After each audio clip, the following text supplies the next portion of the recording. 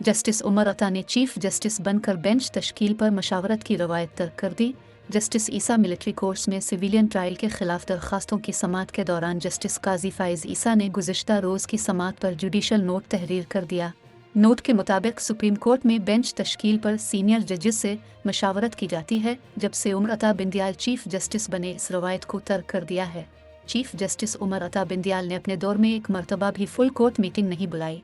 दीगर जजेस की हैसियत का अंदाज़ा इस बात से लगाया जा सकता है। जस्टिस काजी फाइज ईसा की तरफ से नोट में लिखा गया कि 21 जून 2023 को तकरीबन 8 बजे शाम मुझे मेरी रहायशगाह पर सप्लीमेंट्री काज लिस्ट 2023/316 मौसूल हुई, जिसमें जाहिर किया गया था कि 9 जुज़ पर मुश्तमिल एक लार्जर बेंच एक तश्कील दिया गया है, जिसमें मुझे भी शामिल किया गया है, और 4 आइनी दरखास्तों की समाअत के लिए 22 जून 2023 को 11:45 बजे दिन का वक्त मुकर्रर किया गया है। यानी दरखास्तों को पढ़ने के लिए मुनासिब मौका नहीं दिया गया।